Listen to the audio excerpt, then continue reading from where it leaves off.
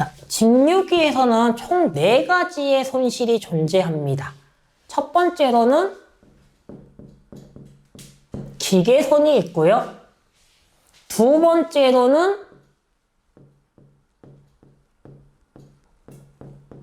동선이 있고요. 세 번째로는 풍선이 있고요. 네 번째로는 표유 부하선이 있습니다. 근데 이 풍선과 표유 부하선은 사실 적어요. 적고 가장 많은 거는 기계선과 동선이다 라고 하는데, 우리는 이 기계선을 다른 말로 뭐라고도 하냐면요, 더 많이 쓸 말로 적은 게 좋으니까요, 철선이라고 하고 있습니다. 그래서 이렇게 철선, 동선, 풍선, 표유부하선 4가지가 있습니다. 근데 이 철선은 다른 말로 뭐라고 하냐면요, 무부하선이라고 합니다. 그리고 우리는 얘를 고정되어 있는 손실이다 해서 고정손이라고도 부를 수 있어요. 동선은 반대로 부하가 있다, 부하선이고요. 그리고 이 부하, 전기에 의해서 발생하는 손실이 동선이에요. 그래서 얘는 전기가 세면 셀수록 손실도 클 수 있기 때문에 손실이 변한다, 가변선이라고도 할 수 있습니다. 그래서 이렇게 철선과 동선을 기억을 해주시면 되고요. 근데 여기서 철선은 또 2가지로 나눠집니다. 철선 안에서도 히스테리시스선과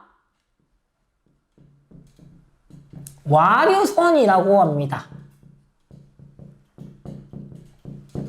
여기서 히스테리시스선은요, 철심 자체의 손실입니다. 철심 자체. 철 자체가 녹슬거나 해서 손실이 발생하는 거, 이게 히스테리시스선이고요. 와류선은 뭐냐면요, 철심에 전기가 남아있을 수 있잖아요. 그 남아있는 전기로 인해서 발생하는 손실, 요걸 보고 와류선이라고 합니다. 그래서 우리는 이 히스테리시스선을 방지해야 됩니다. 와류선도 방지해야 됩니다. 그래서 히스테리시스선을 방지할 때는 주소간판을 사용하면 됩니다. 와류선을 방지하기 위해서는 성층 철심입니다. 근데 결과적으로는 와류선이나 히스테리시스선이나 감소되면 뭐가 감소되는 거예요? 철선이 감소되는 거야 라고 생각을 해주시면 됩니다. 여기까지가 직류기의 손실이었습니다. 다음으로 넘어가도록 하겠습니다.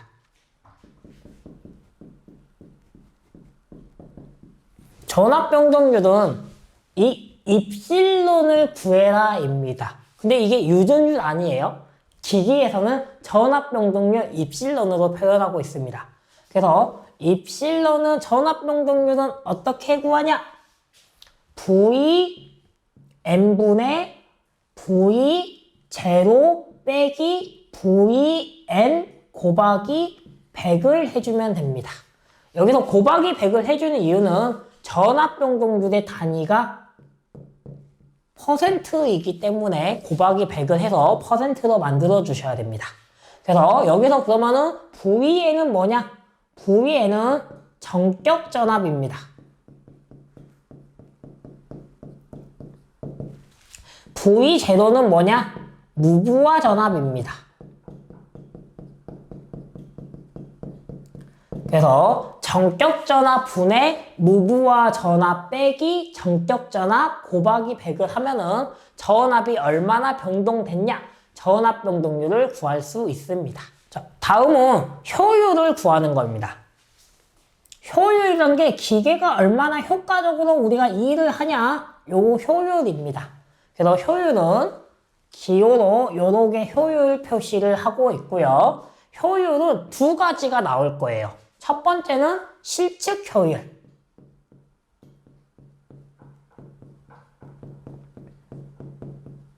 실측 효율은 실제 측정했을 때 나오는 효율입니다. 그래서 실제 효율을 측정한다. 어떻게 측정하냐? 입력분해. 내가 주는 게 얼마고 받는 게 얼마냐? 입력분해 출력. 마찬가지 효율도 퍼센트지로 나오기 때문에 곱하기 100을 해주시면 됩니다. 이게 실측 효율이고요. 두 번째는 규약 효율이 있습니다.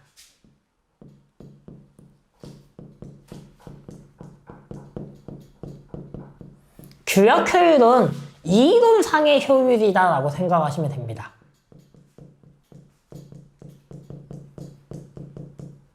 그래서 이 규약 효율도 발전기의 규약 효율이 있고요. 발전기는 제너레이터에서 G로 표현을 하고요. 정동기는 모터에서 M으로 표현합니다. 이렇게 제너레이터와 모터의 규약 효율이 있는데 발전기에서는 입력이 중요할까요? 출력이 중요할까요? 발전기는 입력이 중요합니다. 그래서 발전기는 기본 틀이, 우리 실측 효율의 기본 틀이 뭐예요? 입력분의 출력이야. 요겁니다. 그래서 우리는 뭘 가지고 할 거냐면요. 이 입력을 풀었을 겁니다. 발전기는. 발전기는 입력을 다른 말로 풀었을 거예요. 그러면 다른 말로 풀었으면 어떤 말로 풀었을 수 있냐? 입력이라는 건 내가 주는 겁니다. 100을 줬어요. 그러면은 출력은 뭐예요? 그걸 100을 줬을 때 얼마를 받냐? 그게 출력입니다. 근데 제가 100을 줬을 때 100을 다 받지 못해요. 무조건 없어져요. 그럼 그 없어진 게 바로 뭐예요? 아까 나왔던 손실입니다. 손실. 그래서 이 입력을 다른 말로는 뭐로 쓸 수 있냐? 네가 받은 거에다가 없어진 거를 더해주면은 입력 아니야? 이론상은 맞는 말이죠. 실제로는 안 되잖아요. 측정할 수가 없잖아요. 하지만 이론상은 맞는 말이야. 그래서 이런 식으로 규약 효율은 이론상의 말이 맞네. 이게 바로 규약 효율입니다. 마찬가지로 정동기의 규약 효율도 입력분의 출력이에요. 정동기는 이 출력을 바꿨을 거예요. 그러면 출력이라는 말을 바꿨으면은 어떻게 바꿨을 수 있어요? 출력은 받는 건데 받는 거는 주는 거에다가 없어진 걸 빼주면은 받는 게 돼. 요런 식으로 규약 효율 두 가지를 잘 기억을 해주셔야 됩니다. 그래서 발전기는 입력을 바꿀 거고 정동기는 뭘 바꿔요? 출력을 바꿀 거다. 요걸 기억해 주시면 되고요. 그 다음에 발전기 규약 효율과 정동기의 규약 효율이 있는데 나중에 또 변압기도 규약 효율이 있어요. 근데 이 변압기의 규약 효율은 발전기와 똑같다라고 생각하시면 됩니다. 그래서 변압기와 발전기의 규약 효율은 똑같다라고 생각을 해주시면 될 것 같고요. 다음으로 넘어가겠습니다. 자, 절연물의 최고 효용 온도인데요. 절연물의 종류는 Y, A, E, B, F, H, C 요 순으로 기억을 좀 해주셔야 됩니다. Y, A, E, B, F, H, C 요 순으로 기억을 해주시고요. 허용 온도는요. 이 Y하고 B만 외우고 있으면 쉬워져요. 이 순서 그대로, 이 알파벳 순서 그대로 기억을 해주시고 Y하고 B만 기억할 거예요. Y는 숫자 약간 9하고도 비슷하게 생겼죠. 그래서 90이야 라고 기억을 해주세요. 그리고 이 B는 숫자로 따지면 뭐로 생겼어요? 13처럼도 보이죠? 좀 떨어서 그리면요. 그래서 13, 130이에요. 그래서 요렇게 두 가지만 기억을 해주시면 되세요. 그러면 이렇게 두 가지만 기억했을 때 나머지는 그러면 어떻게 나올 거냐? 이 앞에는요. 15도씩만 더해주세요. 그러면 90에 15도 더하니까 105도. 105도에 15도 더하니까 120도. B는 130도라고 했고요. 나머지는요, 25도씩만 더해주시면 되세요. 그럼 130에 25도 더하니까 155도. H는 180도. 얘는요, 180도 넘어가면은 초가. 이런 식으로 기억을 해주시면 됩니다. 그래서 이게 바로 저전물의 최고 허용 온도고요. 최고 허용 온도란 건 내가 버틸 수 있는, 최고로 내가 버텨볼게, 허용할 수 있는 온도야, 이거고요. 근데 우리가 최고 허용 온도라 해도 중간에 뭐 할 수 있어요? 힘들어지는 온도가 있습니다. 그래서 이 말은 허용, 상승, 한도, 온도라고 하고요. 또는 한도, 상승, 온도라고도 합니다. 이 말은 무슨 말이냐면요. 내가 최고로 버틸 수 있는 건 90도예요. 하지만 90도가 쭉 올라왔을 때 뭐예요? 분명히 힘들어지는 온도가 있을 거예요. 그 힘들어지는 온도가 바로 상승 한도 온도, 한도 상승 온도입니다. 그런데 이 한도 상승 온도는 뭐만 해주시면 되냐면요. 이 최고 허용 온도에서 마이너스 40도씩만 해주면 됩니다. 그래서 최고 허용 온도에서 마이너스 40도만 해주면 뭐가 되는 거예요? 상승 한도 온도가 되는 거예요. 또는 한도 상승 온도가 되는 거예요. 그래서 문제에서 최고 허용 온도냐 상승 한도 온도냐 요거를 구분을 잘 해주셔야 됩니다. 그래서 상승 한도 온도 하면은 뭐예요? 90에서 40 빼니까 50도, 105도에서 40도 빼니까 얼마? 65도. 이런 식으로 40도씩만 빼주면 된다라는 거를 기억해 주시면 될 것 같습니다. 자, 다음은 이제 동기기로 넘어오도록 하겠습니다. 먼저 동기기에서 첫 번째 동기발전기에서 나오는 건요. 동기발전기에서 나오는 거는 첫 번째로 동기발전기의 동기 속도를 아셔야 됩니다. 그래서 동기 속도는 기호로 N하고 S로 표현하고 있습니다. 그래서 이 동기 속도 NS는 어떻게 구하냐? P분의 120F로 구할 수 있습니다. 여기서 P는 극수를 의미하고요. F는 주파수를 의미합니다. 그래서 P분의 120F로 동기발전기의 동기속도를 구할 수 있다라고 기억을 해주시면 될 것 같고요. 다음으로 넘어가겠습니다. 동기발전기의 유도기전력입니다. 자, 동기발전기의 유도기전력 역시 유도기전력이기 때문에 기호는 2로 표현합니다. 그래서 2는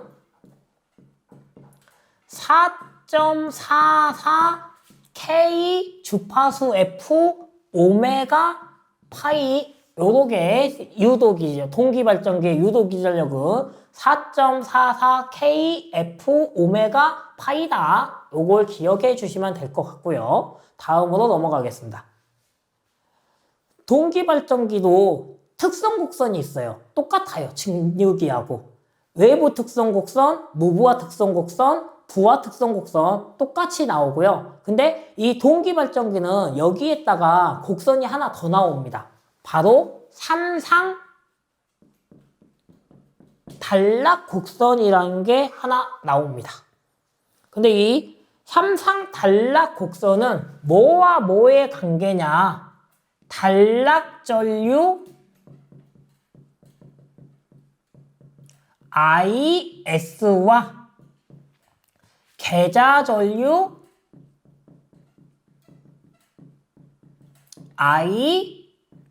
IF의 관계를 나타내는 게 삼상 단락 곡선이다 라고 기억을 해주시면 되고요. 그거 삼상 단락 곡선이 직선이 되는 이유가 나올 거예요. 삼상 단락 곡선이 직선인 이유. 이게 나오면은 전기자 반작용 때문에 직선이 된다라고 생각을 해주시면 될 것 같습니다. 다음으로 넘어가겠습니다. 자, 다음은 이제 동기 발전기에서도 전기자 반작용이 있습니다. 근데 이 동기 발전기의 전기자 반작용은 세 가지가 나옵니다. 첫 번째로 전류와 전압이 동상일 때. 두 번째는 전류가 전압보다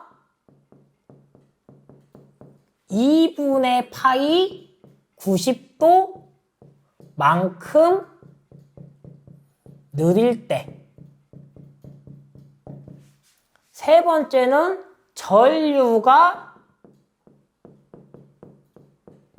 전압보다 2분의 파이 90도만큼 빠를 때. 요렇게 세 가지가 바로 동기 발전기의 전기자 반작용을 나눌 수 있습니다. 자, 우리는 이 전류와 전압이 동상일 때는 뭐라고 하냐면요. 교차 자화 작용이다라고 할 수 있습니다. 그리고 다른 말로는 행축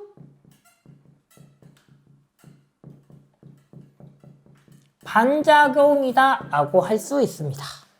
두 번째는 전류가 전압보다 느릴 때입니다. 여기서 전류는 전기자 전류입니다. 근데 전기자 전류는 아까 뭐였어요? 자속에 영향을 미치는 거였어요. 근데 이 전압은 자속한테 좋은 영향을 끼치는 거고요. 전류는 자속한테 나쁜 영향을 끼친다 생각하시면 돼요. 근데 전압보다 전류가 더 느리게 가요. 좋은 영향을 끼치는 전압이 먼저 가고 나쁜 영향을 끼치는 전류는 더 느리게 간대요. 그래서 더 느리게 가니까 어떻게 돼요? 방해해버리는 거예요. 그래서 이 전류가 전압보다 느릴 때는 우리는 감자작용이라고 해요. 자속이 감소하는 작용을 가진다라는 거고요. 다른 말로는 직축반작용이라고도 합니다. 그리고 전류가 전압보다 빠를 때는요. 나쁜 놈이 먼저 가는 겁니다. 그리고 좋은 영향을 하는 전압이 더 늦게 가는 거예요. 그래서 이럴 때는 전압이 더 늦게 가니까 자속이 증가하는 증자작용이라고 하고요. 또는 자화작용이라고도 할 수 있습니다. 그래서 이렇게 동기발전기의 전기자 반작용은 이렇게 세 가지를 기억을 해주시면 될 것 같습니다. 다음으로 넘어가겠습니다. 자, 다음은 동기발전기의 병렬운전 조건입니다.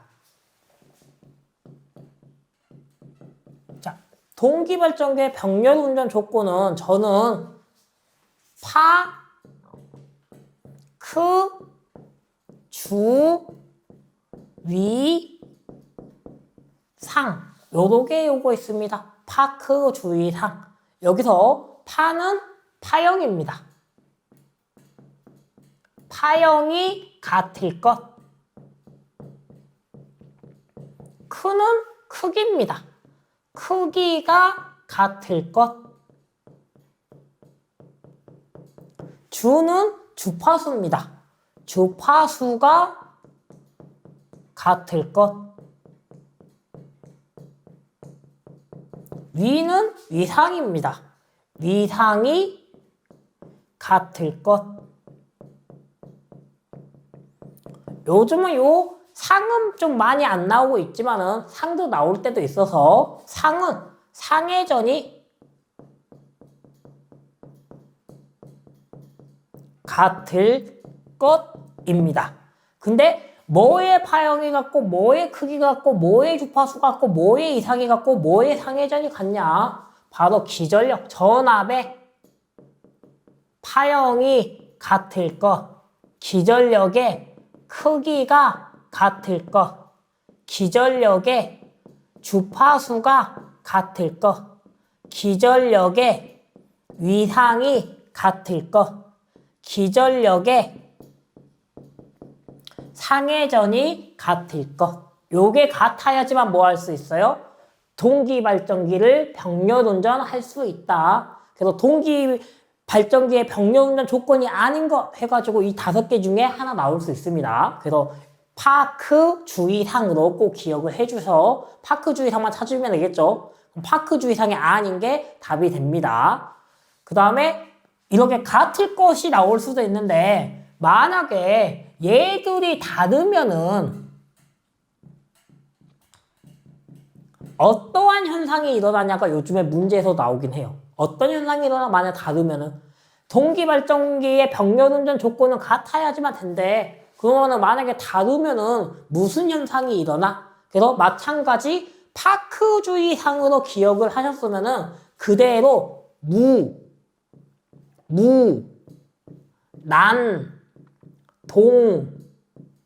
동 요렇게 기억하시면 됩니다. 무무난동동. 그래서 저는 얘를 파크주의상 무무난동동 요렇게 외우고 있습니다. 그래서 여기서 무는 무효순환전류,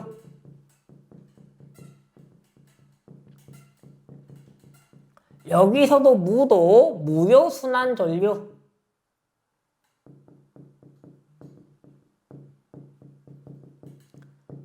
나는 난조 발생,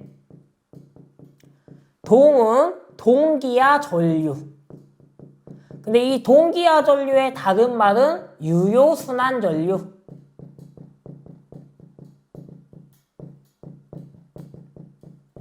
그리고 동기화 검정등,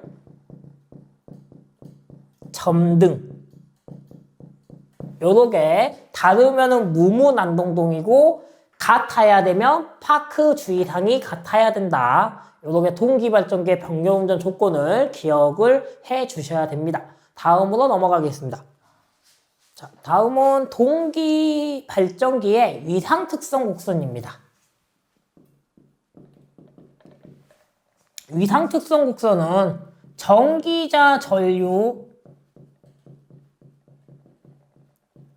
IA와 계자 전류 IF의 관계입니다. 그래서 위상특성 곡선은 요렇게 표현됩니다. 요렇게 표현되고 여기서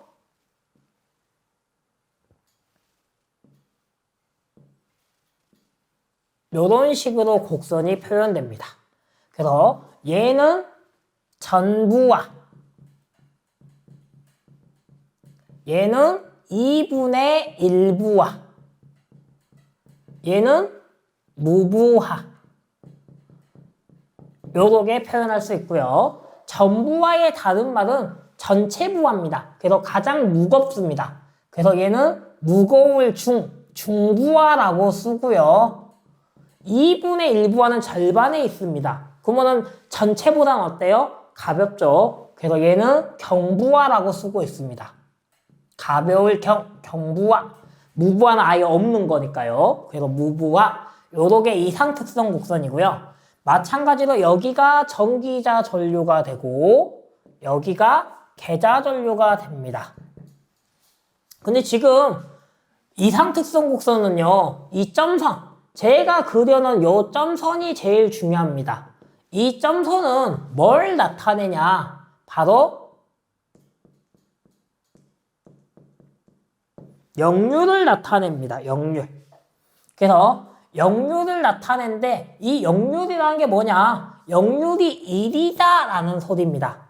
그러면은 이 역률이 1이다라는 말은 무슨 말이냐면요. 동상일 때 역률이 1입니다.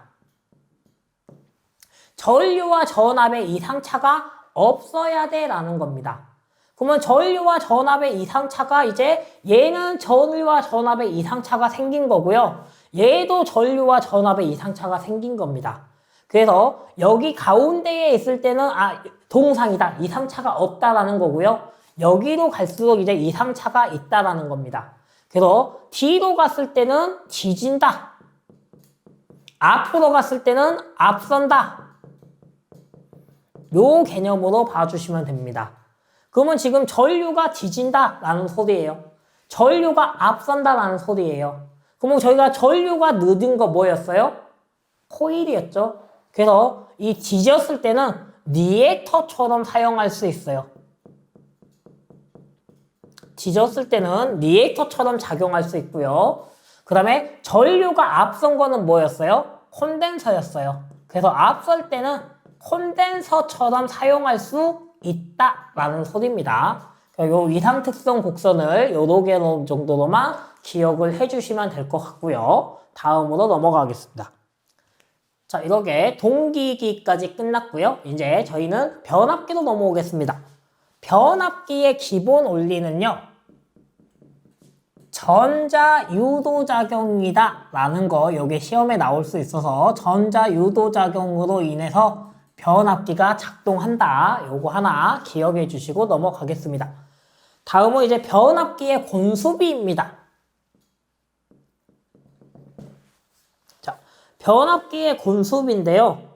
변압기의 곤수비는 기호로 소문자 A로 표현을 합니다. 그래서 이 변압기의 곤수비 A를 구해라 하면요. 변압기 곤수비는요. N2분의 N1입니다. 이거는 V2분의 V1입니다. 이거는 E2분의 E1입니다. 요거는 루트 R2분의 R1입니다. 요거는 루트 Z2분의 Z1입니다. 이거는 I1분의 I2입니다. 요게 바로 변압기 곤수비입니다. 근데 여기서 이제 N은 뭘 나타내냐? 속도 아닙니다. 여기서 감은 횟수입니다. 감은 횟수를 나타내는 거고요. V는 말 그대로 전압을 나타냅니다. E는 기전력을 나타냅니다. R은 저항을 나타냅니다. Z는 임피던스죠. 합성저항이죠. 합성저항을 나타냅니다. 그 다음에 I는 전류입니다. 그래서 요렇게 곤수비 A를 구할 수 있다. 곤수비는 꼭 곤수로만 주어지지 않습니다. 전압으로도 구해라 주어질 수도 있고 기전력으로 주어질 수도 있고 또 I1으로 주어질 수도 있습니다. 그리고 이 곤수비 얘를 잘 기억을 하고 있으면요. 뭐도 구할 수 있어요?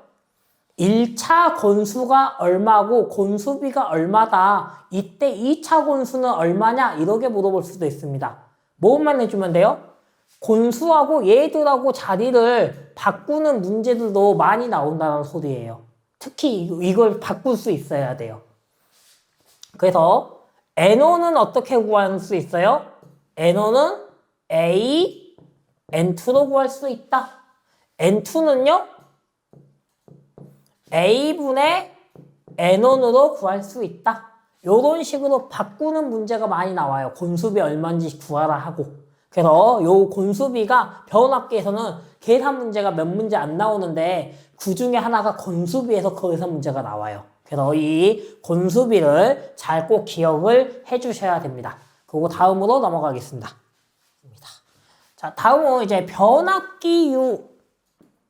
다른 말로는 절연유라고도 합니다.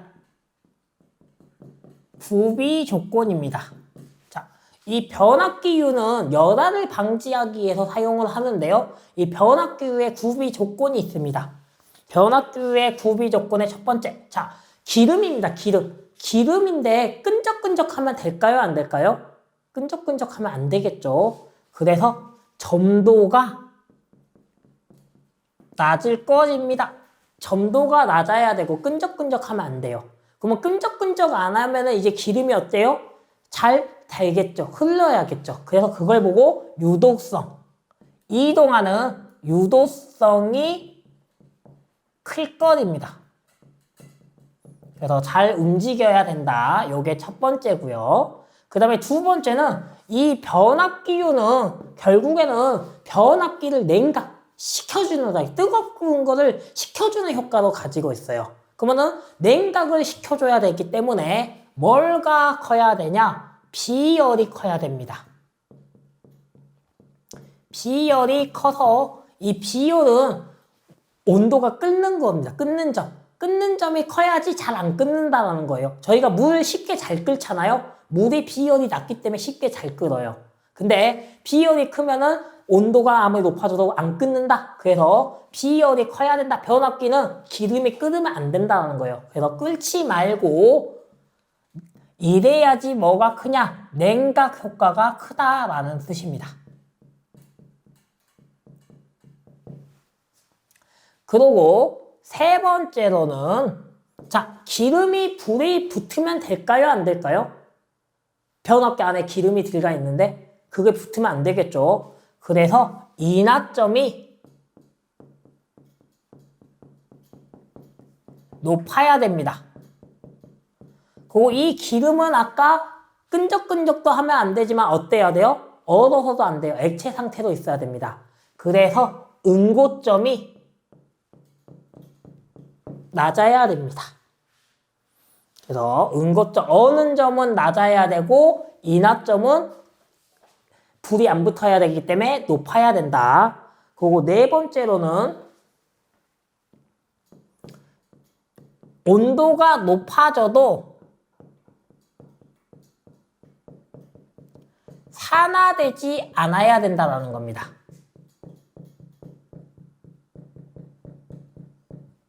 이산화탄소처럼 그런 이산화 현상이 일어나면 안 된다라는 뜻이고요. 다섯 번째는 절연 재료, 다른 절연 재료와 화학작용을 일으키면 안 됩니다.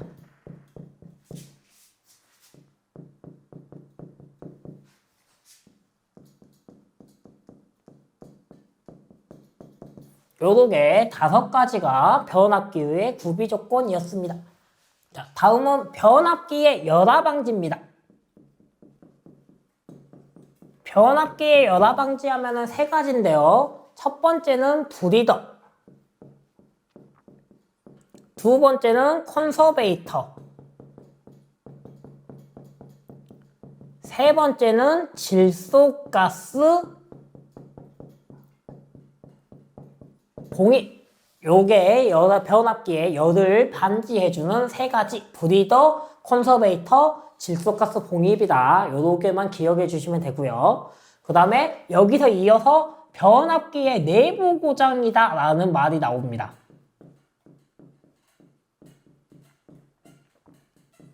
그러면 이렇게 변압기의 내부 고장이 나오면요, 변압기 내부 고장은 차동 개정기, 비율 차동 개정기,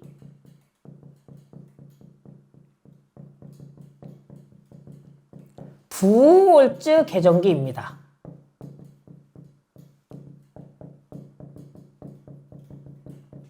그래서 차동 개정기는요, 뭘 이용하냐? 전류의 차를 이용해서 차단시켜주는 거, 차동 개정기입니다. 마찬가지 비율 차동 개정기도요, 전류차를 이용하는 겁니다. 근데 비율이라는 거는 전류차의 퍼센트지를 이용하면은 비율 차동 개정기고요. 그냥 전류차가 차이가 나자마자 멈춰주는 거는 차동 개정기입니다. 그래서 차동 계정기와 비율 차동 계정기는 둘 다 전류차를 이용하는데 퍼센트지를 이용하냐 퍼센트지를 안 이용하냐 그거에 차이가 있다라고 생각하시면 되고요. 그 부호월주 계정기는 설치 이치가 시험에 나옵니다.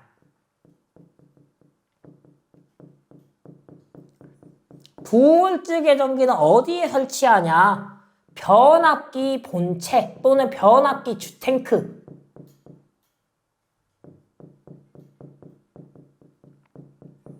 변압기 주탱크와 콘서베이터 사이에 설치합니다.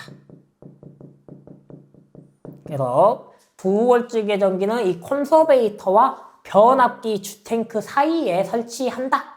요거까지 기억을 해주면은 변압기 열화 방지, 변압기 내부 고장까지 기억을 해주셔야 될 게 마무리됐습니다. 다음으로 넘어가겠습니다. 다음은 이제 변압기의 극성 시험입니다. 변압기의 극성 시험인데요. 변압기는 가극성이 있고 감극성이 있습니다. 자, 감극성은 극성이 같을 때이고요. 가극성은 극성이 다를 때입니다. 그래서 감극성은 극성이 같을 때이기 때문에 V는 V1 빼기 V2를 해주면 되고요. 가극성은 극성이 다르기 때문에 V는 V1 더하기 V2를 해주시면 됩니다. 요렇게 변압기의 극성 시험은 가극성과 감극성이 있다. 극성이 다를 때는 더해주고 극성이 같을 때는 빼준다. 요렇게 기억해 주시면 될 것 같습니다. 변압기 결선법은요. Y 결선이 있고요. 델타 결선이 있습니다. 그리고 Y 델타 결선이 있고 델타 Y 결선이 있습니다. 얘들은 그냥 특징만 기억을 해주시면 되는데 YY 결선의 특징은요. 두 가지 전압이 사용할 수 있다. 두 가지 전압을 사용할 수 있고요. 그 다음에 중성점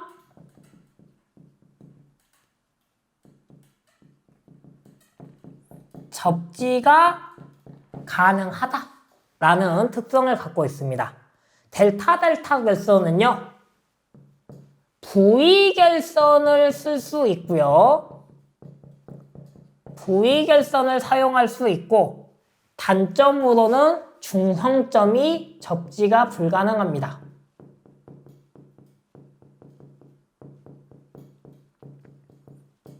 요게 델타 결선의 특성입니다.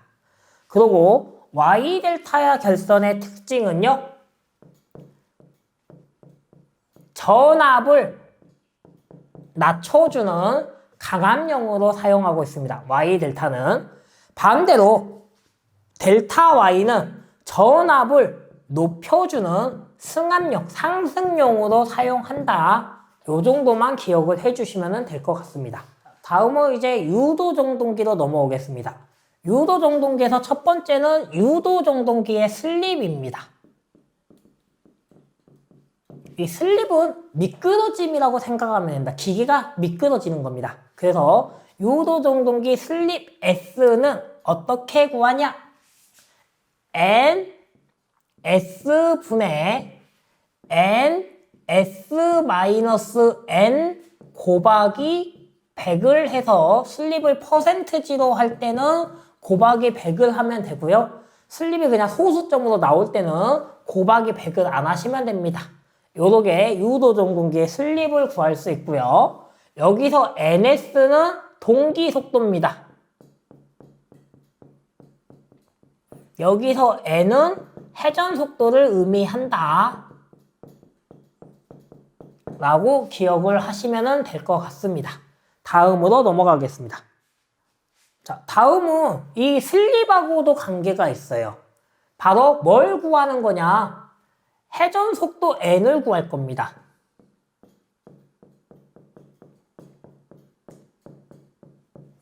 회전 속도 N은 어떻게 구할 수 있냐?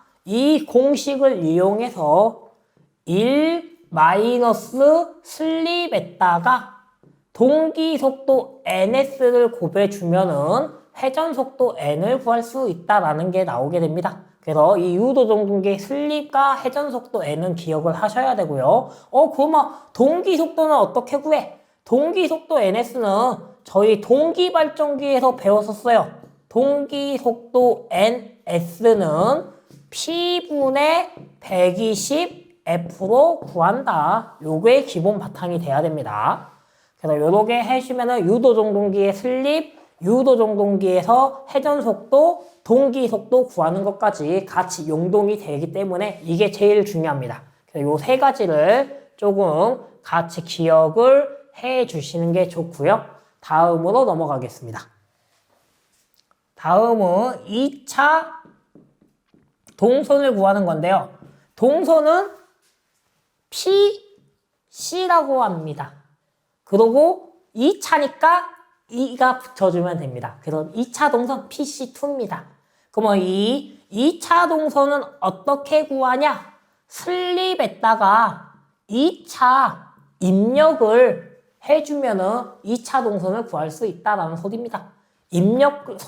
슬립은 결국에 손실이거든요. 그래서 손실을 곱해주면은 2차 동선을 구한다라고 기억을 해주시면 되고요. 여기서 또 이걸 이용해서 뭐가 나오냐? 기계적 출력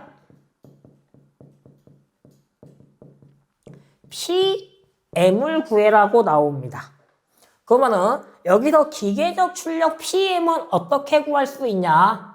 기계적 출력 PM은 1 마이너스 슬립에다가 P2 2차 입력을 구하면은 구할 수 있다. 그래서 요거랑 요거도 서로 연동이 된다라고 기억을 해주시면 될 것 같습니다. 다음으로 넘어가겠습니다.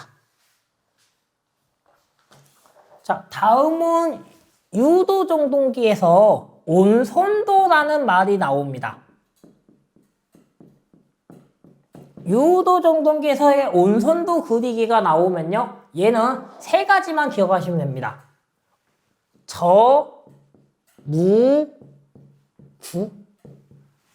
저무구로 기억하시면 됩니다. 여기서 저는 저항, 무는 무부하, 구는 구속, 이런 식으로 저무구 기억해 주시면 될 것 같고요. 다음으로 넘어가겠습니다. 유도정동기의 기동법입니다. 유도정동기의 기동법은요, 농용유도정동기가 있고요, 건선형 유도정동기가 있습니다. 요렇게 나눠집니다. 그래서 먼저 농용유도정동기의 기동법부터 보겠습니다. 농용유도정동기는 첫 번째로 나오는 게 전전압 기동법입니다. 두 번째로 나오는 게 Y델타 기동법입니다. 세 번째로 나오는 게 기동보상기법입니다. 네 번째로 나오는 게 리액터 기동법입니다.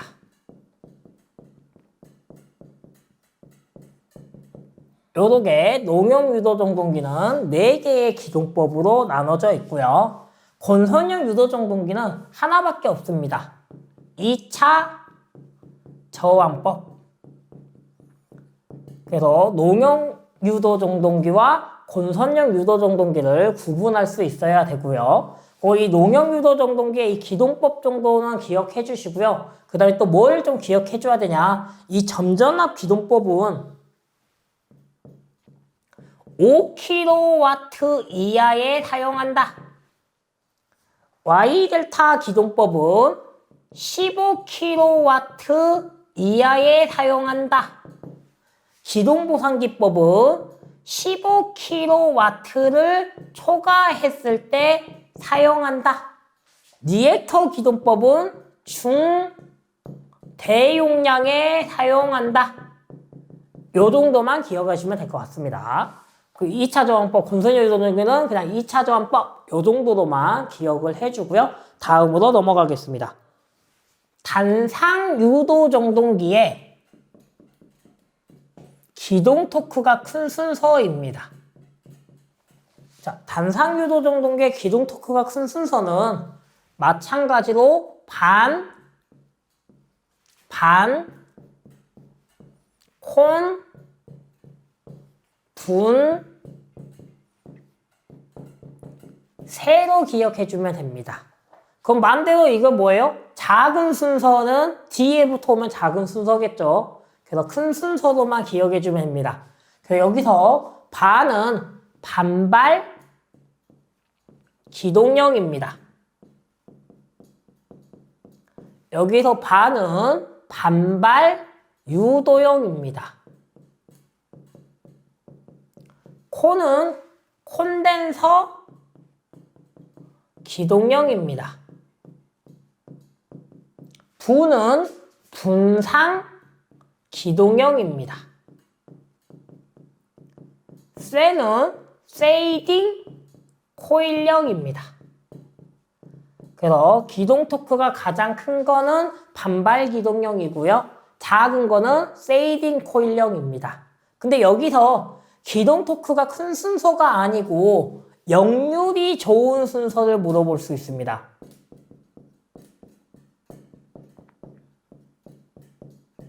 이 단상 유도정동기에서 역률이 가장 좋은 것은 무엇이냐? 라고 물어볼 수 있는데요. 역률이 가장 좋은 것은 콘덴서 기동형입니다.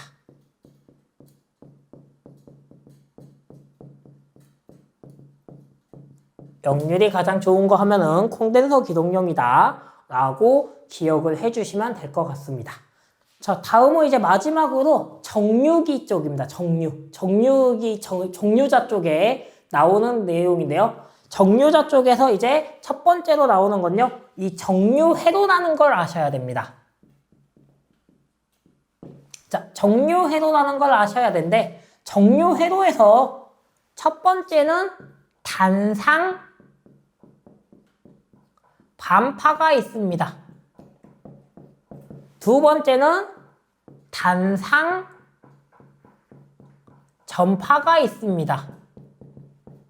세 번째는 삼상 반파가 있습니다. 네 번째는 삼상 전파가 있습니다. 그래서 저는 여기서 뭐만 기억하라고 하냐? 전파들만 기억하면은 쉽습니다. 또는 반을 기억해도 되는데 저는 그냥 전체를 기억합니다.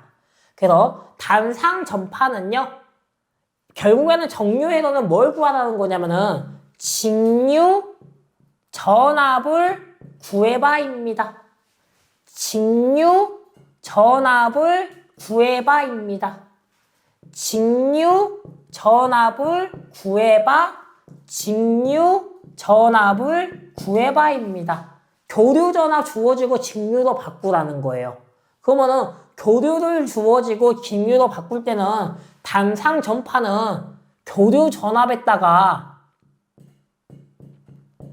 0.9만 곱해주면 된다라는 거예요. 그리고 삼상 전파는요, 1.35에다가 교류 전압을 곱해주면은 직류 전압으로 바뀐다라는 겁니다. 그럼 요거가 나왔을 때 반은 뭐만 해주면 돼요? 절반이요. 1.35의 절반. 근데 1.35의 절반이라고 1까지 이걸 하지 마세요. 1은 그대로 놔두고요. 요 3호의 절반만 해주세요. 3호의 절반. 그럼 3호의 절반은 17.5잖아요. 근데 17.5라고 하지 말고 그냥 얘는 1.17 요렇게 나옵니다. 1.17도 나오고요. 마찬가지 얘도 0.9의 절반만 해주면 됩니다. 그러면 0.9의 절반이니까 0.452AC 이런 식으로 나옵니다. 그래서 저희는 이 전체만 기억을 해줘라. 그리고 반파는 뭐만 해주면 돼요? 이 3호의 반 17, 9의 반 45 요렇게 나온다 라고 기억을 해주시면 훨씬 편하게 작업할 수 있을 거예요. 그래서 이렇게 정류회로는 단상만파, 단상전파, 삼상만파, 삼상전파가 있고요. 마찬가지 여기서 이제 이 정류회로에서 같이 연동될 수 있는 게 뭐냐면은 맥동주파수라는 게 있어요. 맥동주파수가 있는데요. 맥동주파수를 구해라라고 해도 똑같이 단상 반파일 때 맥동주파수, 단상 전파일 때 맥동주파수, 삼상 반파일 때 맥동주파수, 삼상 전파일 때 맥동주파수가 있습니다. 얘는 그냥 순서대로 쭉 갈 거예요. 단상일 때는 그냥 F예요. 주파수 F. 단상 전파일 때는 뭐였어요? 절반이었으니까 2배가 돼야겠죠. 반이 아닌 2배, 2F입니다. 그리고 삼상 반파는 3F예요. 그러면 삼상 전파는 얼마야 돼야 돼요? 2배니까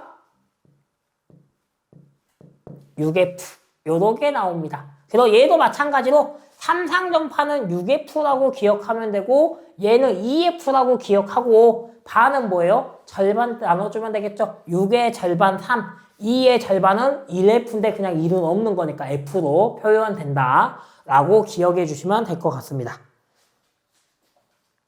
자, 이제 마지막으로 나오는 게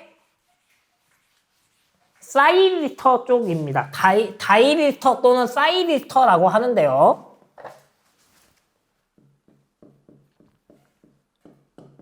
다이리스터, 사이리스터 라고 합니다. 얘들은 특징 정도만 기억을 해주시면 됩니다. 첫 번째로는 SCR이 있고요. 두 번째로는 트라이액이 있습니다. 세 번째로는 다이액이 있습니다. 네 번째로는 GTO가 있고요. 다섯 번째로는 SCS. 여섯 번째는 SSS. 요렇게 나옵니다. 그 얘들의 특징 정도만 기억을 해주면 되는데 SCR은요. 단방향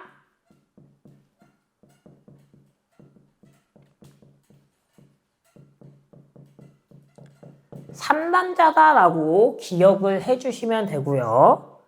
트라이액은 양방향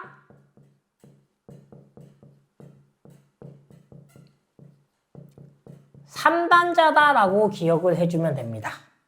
그리고 다이액은 양방향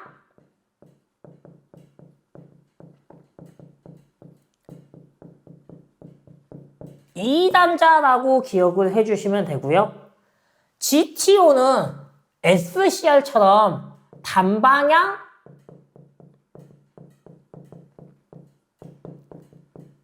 삼단자예요. 근데 SCR하고 얘의 차이점은 뭐냐면은 GTO는 자기 소호가 가능하다라는 게 들어갑니다. 그리고 SCS는 단방향 사단자입니다. 단자가 4개가 있다. 방향은 하나의 방향 4개가 있다고요. SSS는 양방향